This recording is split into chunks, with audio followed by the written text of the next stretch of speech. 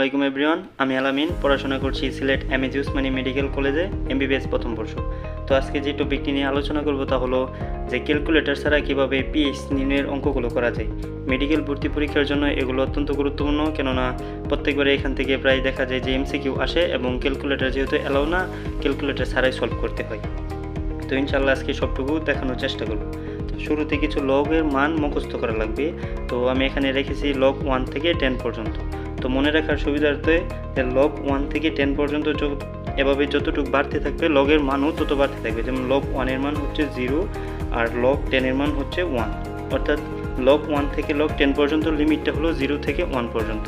তো লগ 1 এর মান 0 আর লগ 2 এর মান হলো, মানে মনে রাখার সুবিধার্থে 2 এর সাথে 1 যোগ করলে 3, 0.3। আর লগ 3 থেকে লগ 6 পর্যন্ত খুব সহজে মনে রাখা যায় যে এগুলোর সাথে 2 যোগ করলে যা হবে তার আগে একটি দশমিক দিলে। যেমন লগ 3 এর সাথে লগ 3 এর মান হবে 3 এর সাথে 2 যোগ করলে 5, তার মানে 0.5। আর লগ 4 এর মান হবে 4 এর সাথে 2 যোগ করলে 6, 0.6। আর লগ 5 এর মান 5 এর সাথে 2 যোগ করলে 7, 0.7। 6 এর মান হবে 0.8। আর লগ 7 এর মান একটু আলাদাভাবে মনে রাখা দরকার, 0.85। আর লগ 8 এর মান হচ্ছে 0.9। আর লগ 9 এর মান হচ্ছে 0.95। আর লগ 10 এর মান তো 1।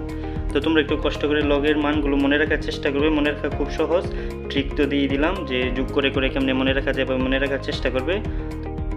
নির্ণয়ের অঙ্ক করার জন্য আরেকটি বিষয় বুঝতে হবে, তা হলো অ্যাসিড ক্ষারের তুল্য সংখ্যা। তুল্য সংখ্যা বিষয়টি কি?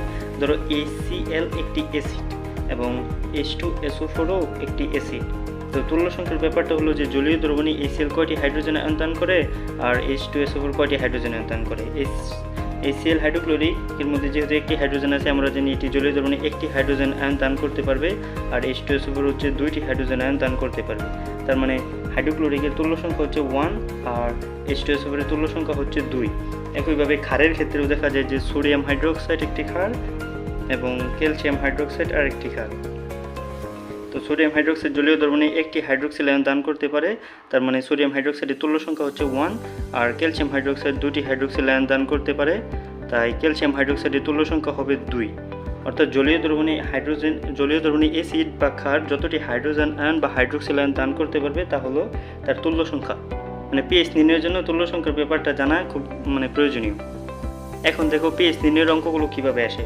ধরো এরকমভাবে আসতে পারে যে সরাসরি যার তুল্য সংখ্যা 1, যেমন HCl বা সোডিয়াম হাইড্রোক্সাইড অ্যাসিড ক্ষার, তাদের তুল্য সংখ্যা 1, শুধু একটি মোলারিটি দেওয়া তার পিএইচ নির্ণয় করতে বলা হতে পারে।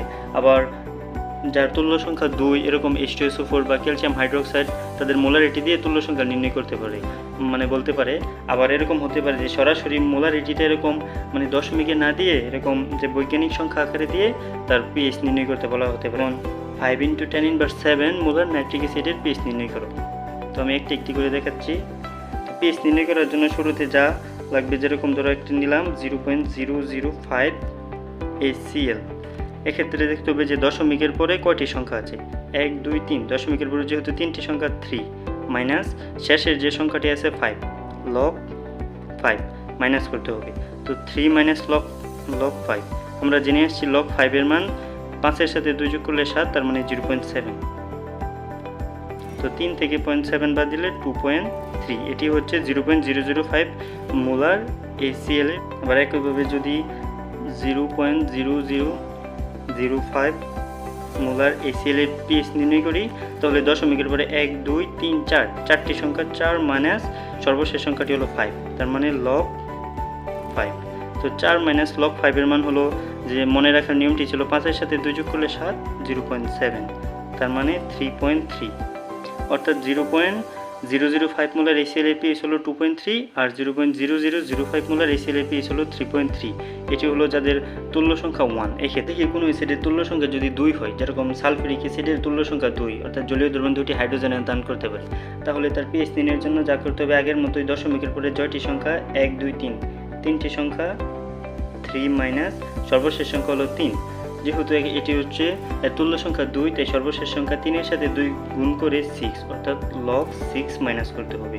তো আমরা জানি লগ 6 এর মান কি, মনে রাখার ট্রিক ছিল 6 এর সাথে 2 যোগ করলে 8, 0.8, অর্থাৎ 0.003 সালফিউরিক অ্যাসিডের পিএইচ হবে 2.2।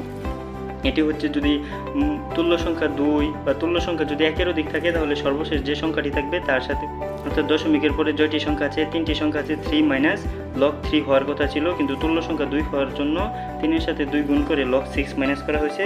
আর 3 থেকে লগ 6 এর মান 0.8, 2.2 হচ্ছে গিয়ে এই সালফিউরিক অ্যাসিডের পিএইচ।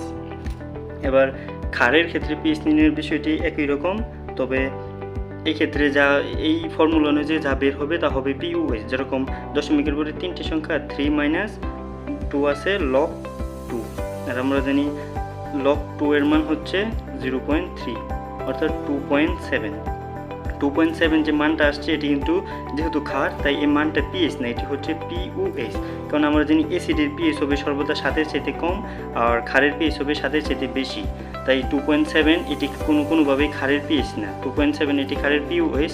আর আমরা জানি পিএইচ আর পিইউএস এর যোগফল হবে 14। তো যেহেতু পিইউএস এর মান 2.7 পাইলাম, যেহেতু ক্ষার তাই এর পিএইচ হবে 14 মাইনাস 2.7, তাতে পিএইচ মানটি আসবে 11.3।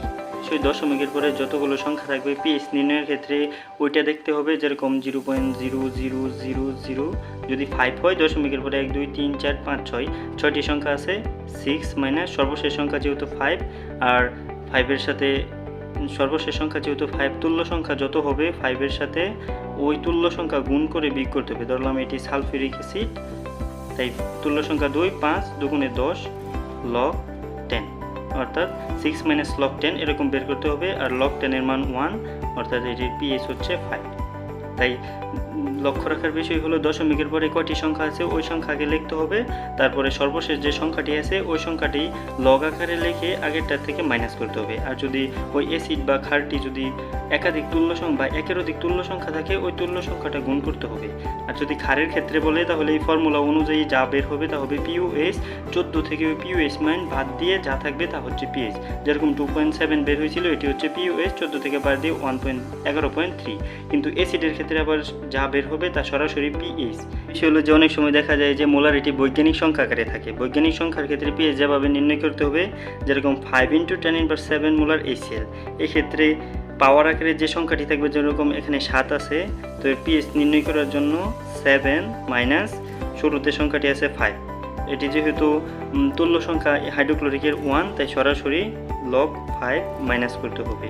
7 মাইনাস লগ 5 এর মান আমরা জানি, তো মনে রাখার ট্রিকটি ছিল যে লগ 3 থেকে লগ 6 পর্যন্ত যে মান বের করতে হলে 2 যোগ করলে যা হবে পয়েন্ট আকারে তা, যেরকম লগ 5 এর জন্য তাই 2 যোগ করলে হবে 0.7 হয়ে যাবে, তাই এর মান হবে কত 6.3। এটি হচ্ছে 5 × 10⁻7 মোলার HCl এর পিএইচ। এখন যদি 5 × 10⁸ মোলার সালফিউরিক অ্যাসিডের পিএইচ বের করি তাহলে এর পিএইচটি হবে পাওয়ার আকারে আছে 8 মাইনাস আর শুরুতে আছে 5, কিন্তু শুরুতে 5 থাকলে এটি যেহেতু তুল্য সংখ্যা 2 সালফিউরিক অ্যাসিড 5-এর সাথে 2 গুণ করলে হবে 10 মাইনাস লগ 10।